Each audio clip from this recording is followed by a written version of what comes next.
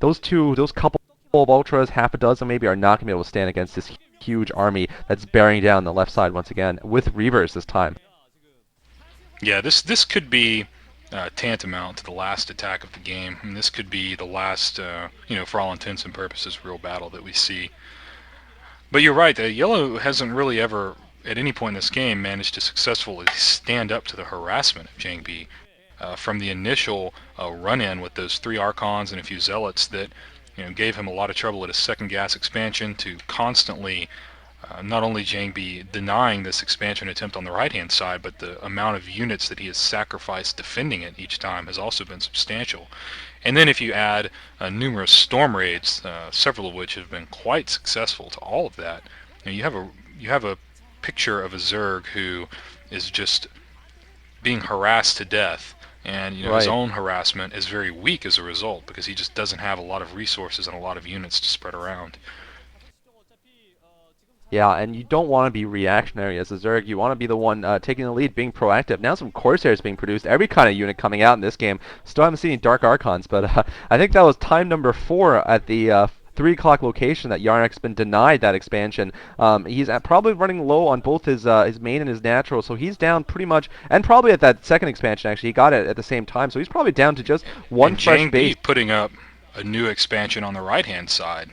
Jangbi positioned to take more expansions than Yellow, if he can hold it. Yeah. It looks like these Zerglings might temporarily shut it down, but he'll just rebuild.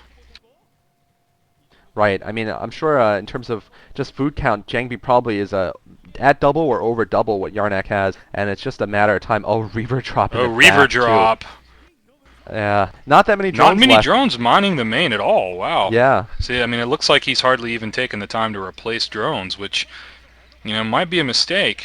I think that there have been points in the game where, he could have powered up on his drones a little bit. I think he's tried to, maintain an aggressive posture with the harassment, but this is just not working out for him at all.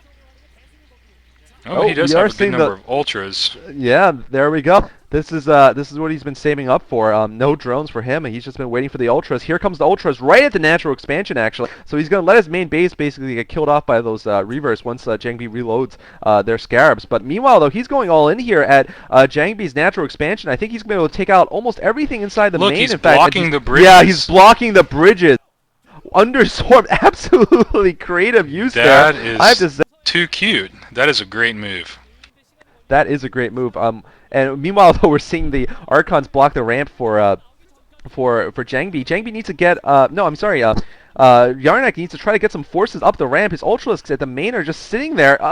There's 8 resting Ultras. He can't be resting right now. And DT's also coming out for Jangbi. Yeah, and this is going to be it, I think. There's DT no Reaver Archon there.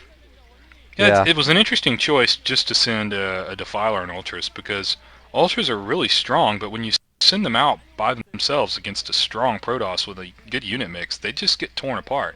They have a lot of hit points, but they're like Archons. If you just send a few off to die, they're going to die. You're right. I can't help but wonder why he didn't at least make some Zerglings, but that's what I was thinking too little, too late.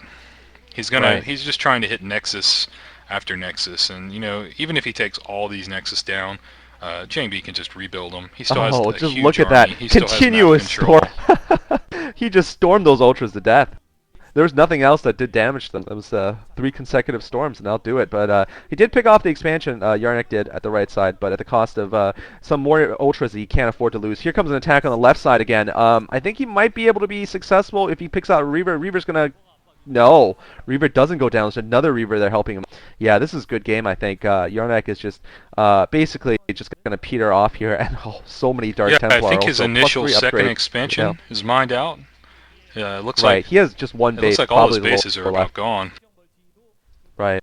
Jangbi's still good at the left side, and now this right side, once it gets up again, will be mining for him. Jangbi probably out in his original 2 bases, though, probably out in the upper right, but his army right now on the ground, I think, is enough to wipe Arnc right now. I mean, I don't think Arnc has enough even to build something to deal with this huge army. No, it's definitely over. At this point, Yellow's probably formulating his strategy for the last few minutes of pro gaming time he's going to get to see in this season. Well, no, I mean Yarnak is going to get to face the winner of Bull T and Flash actually. So maybe he's thinking about what to do against Oh, Flash. but we've already agreed that Flash is going to win, and I'm pretty confident that Flash is going to come out of his group. I just can't see a player like Flash not advancing. It just doesn't seem possible. I don't know. I mean, stranger things have happened, but I definitely agree that Flash is a huge favorite. But still, Flash, I don't know. He's been playing a little doubtful. I mean, he did lose to Yarnak in Game One. So you know, if he does it again, that would be just one of the biggest upsets in StarCraft history of recent times, at least. Especially because Yarnak isn't even playing that well, to be honest. I mean, this game he played decently, but really not as good as Luxury, his twin brother, I would say, and not as good as you know, one of the top tier Zerg players would, I think. I think we do have to consider the map also. The Game 5 Right. map is Athena, and I'm not sure if I'm right, but it seems like Athena is a very, very Terran map Yeah, in it Terran is. versus Zerg. Very statistically biased. Yeah, statistically, it's definitely biased in the pro scene also. Oh, the fifth time now the right side base gets taken down by hero DTs. Those TTs in a shuttle have just been like James Bond, basically. They're just going from place to place, causing havoc, getting out in time, and yeah, we're seeing every kind of combo here. We're seeing the, you know, the High Templar route, and we're seeing the Dark Templar plus Sair route. So I mean, really Bisu plus Reaver Sair plus everything put together. Still more fight though in Yarnak. I'm surprised that he isn't GG'd. He's still just sending Zerglings out to do raiding parties. Still a lot of action in the middle, but I think right now it's just He just basically he's gonna sputter out pretty soon once he loses the last of his minerals and his bases. Yeah, no doubt. I mean, he's hanging on for hope that Jangbi is closer to being broke than he is, but I don't think that's the reality of the situation. Absolutely not. One Zergling getting a storm there just for himself. But yeah, we're seeing a late game just mass Archons here from Jangbi. Yeah, just you know, in late game Zerg versus Protoss, often I think you do see those mass Archons. This time I don't think they were necessarily needed, but certainly he's preparing for the worst. You know, I do say that very, very late game Zerg versus Protoss. I think Zerg is, I mean, Protoss is definitely is imbalanced a little bit if they can get to the point where the minerals are about mined out. Would you agree with me at least on that point?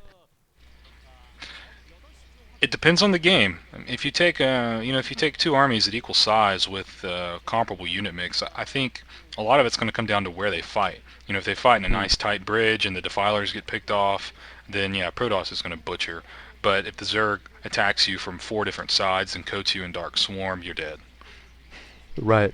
But I mean, in a late game where you know, it's a back and forth game like this, both sides are close to mine. Oh, that Reaver doesn't have any scarabs. Oh, oh, it does. Yeah, Protoss Nope, never Protoss mind. definitely Yeah, has the advantage. Definitely. I mean, yeah, just the durable the unit, the fact that the storm. the Archons and the Reavers, it adds up to a lot of dead Zerg units. And there we go, good game.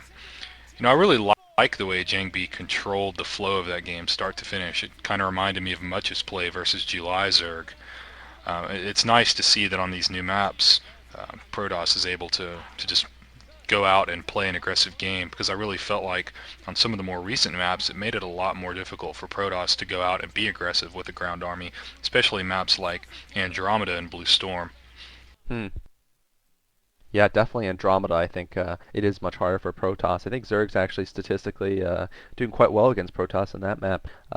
Overall, I felt this match was certainly a longer match, but I felt it was decided almost at the point when the three Zealot A team, sorry, three Archon like A team went and smashed up Yarnak's expansion on the left side. I'd say almost from then on, the game was definitely favoring Jangbi heavily, if not decided at that point because of how much damage Yarnak took. Would you agree with me on that, or would you say the turning point was maybe later in the game? I think that was the start of the slippery slope, to be sure. Once that initial attack came, the only aggression we ever saw get out of the Zerg were some very weak attempts to deny expansion and some almost pitiful drops. Beyond that, he really wasn't able to do anything. Jangbi took control of the game with the first attack, and he just never let go. He matched Zerg's income and never allowed Zerg to really pass him up in income, and that's a great position for a Protoss player to be in.